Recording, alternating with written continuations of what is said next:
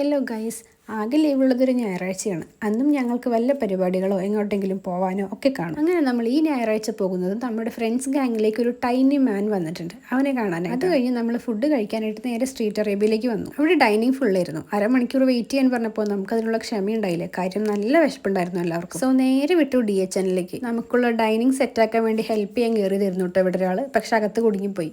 കുറേ അധികം നാളായി ഞങ്ങൾ എല്ലാവരും പാടെ കൂടിയിട്ട്. ഇതിലിപ്പോൾ കുറച്ച് പേരൊക്കെ മിസ്സിംഗ് ആണേ. സ്റ്റാർട്ടറായിട്ട് ചിക്കൻ സൂപ്പും അതുപോലെ തന്നെ ചിക്കൻ ലോലിപോപ്പും ആണ് പറഞ്ഞിട്ടുള്ളത്.